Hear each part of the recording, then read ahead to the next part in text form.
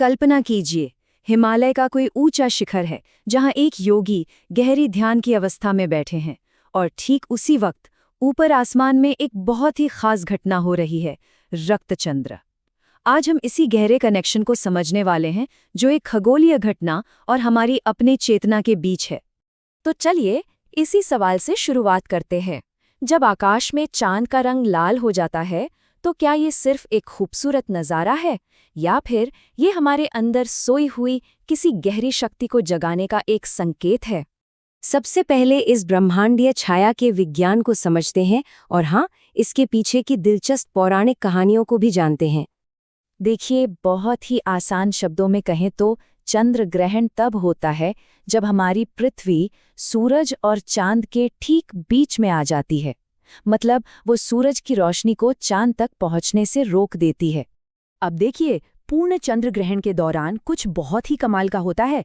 पृथ्वी की छाया चांद को पूरी तरह से ढक तो लेती है, पर चांद गायब नहीं होता, बल्कि वो एक गहरा रहस्यमयी लाल रंग ले लेता है। अब सवाल यह है कि ऐसा होता क्यों है? असल में हमारी पृथ्वी का जो वायुमंडल है ना, वो एक बहुत बड़े फिल्टर की तरह काम करता है। वो सूरज की ज्यादातर रोशनी को बिखेर देता है और सिर्फ लाल रंग की रोशनी को ही चांद तक पहुंचने देता है। और बस यही वो वजह है जिससे हमें ब्लड मून या रक्तचंद्र दिखाई देता है। पर बात सिर्फ विज्ञान तक ही सीमित नहीं है। हजारों सालों से दुनिया भर की संस्कृतियों ने इस घटना में सिर्फ एक छाया नहीं, बल्कि बहुत गहरे आध्यात्मिक और पौराणिक मतलब भी देखे हैं। हिंदू पौराणिक कथाओं में इसकी सबसे प्रसिद्ध कहानी है राहु और केतु की। कथा कहती है कि समुद्र मंथन के दौरान राहु नाम के एक असुर ने चालाकी से देवताओं का रूप धरकर अमृत पी लिया, लेकिन सूर्य और चंद्रदेव ने उसे पहचान लिया और भगवान विष्णु को बता दिया। विष्णु ने फौरन अपने सुदर्शन चक्र से राहु का सिर धड़ से अलग कर दिया, पर तब तक अमृत उसके गले से नीचे उतर चुका था। इसलिए उसका सिर, जो राहु कहलाया, और उसका धड़, जो केतु कहलाया, दोनों अमर हो गए। और बस उसी बदले की आग में राहु और केतु आज भी सूर्य और चंद्रमा का पीछा करते हैं, और जब वो उन्हें पकड़कर निगल लेते हैं तो उसे ही हम ग्रहण कहते हैं। चलिए अब आसमान से ध्यान हटाकर अपने अंदर की दुनिया में चलते हैं। देखते हैं कि ये घटना हमारे मन और शरीर को कैसे प्रभावित करती है। आध्यात्मिक मान्यताओं में ऐसा माना जाता है कि ग्रहण का समय एक बहुत शक्तिशाली पल होता है।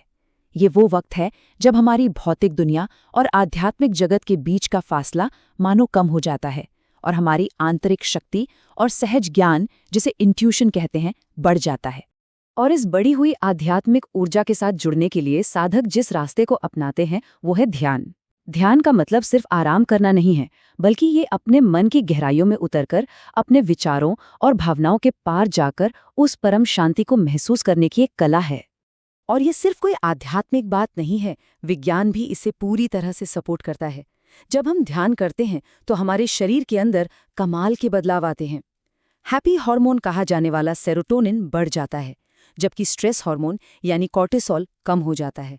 इतना ही नहीं, शरीर में ऑक्सीजन की खपत भी 16% तक कम हो जाती है। मतलब शरीर एक ऐसी गहरी शांति की अवस्था में चला जाता है जो नींद से भी ज्यादा गहरी होती है। जैसा कि डॉक्टर सुधीर शाह कहते हैं, ध्यान का असली मकसद सिर्फ तनाव कम करना नहीं है, इसका असली मकसद है पहले मन को साधना और फिर मन के पार चले जाना, ताकि समाधि यानी परमानंद की स्थिति को पाया जा सके। तो अब इस कनेक्शन को और गहराई से समझते हैं। देखते हैं कि कैसे ये खगोलीय घटना ध्वनि और ऊर्जा के जरिए एक योगी के आंतरिक जागरण से जुड़ती है। ये बात बहुत गहरी है। इसका मतलब है कि इस दुनिया में हर चीज़, चाहे वो आवाज़ हो जिसे हम सुनते हैं या कोई नज़ारा जिसे हम देखते हैं, असल में वो सब ऊर्जा का ही एक रूप है, एक कंपन है, एक वाइब्रेशन है। और यहाँ एक हैरान कर देने वाली बात सामने आती है। वैज्ञानिकों ने पाया है कि हमारा पूरा ब्रह्मांड एक खास फ्रीक्वेंसी पर वाइब्रेट करता है, और वो है 432 हर्ट्ज। और कमाल की बात यह है कि जब कोई ओम का जाप करता है तो उसके अंदर से भी ठीक यही 432 हर्ट्ज की फ्रीक्वेंसी निकलती है। ये तो ऐसा है जैसे हम ओम बोलकर खुद को पूरे ब्रह्मांड की धुन के साथ एक कर लेते हैं। और जब ये बाहरी और भीतरी ऊर्जा एक होती है तो ये हमारे शरीर के एक खास ऊर्जा केंद्र को जगाती है, आज्ञा चक्र, जिसे हम सब तीसरी आंख के नाम से भी जानते हैं।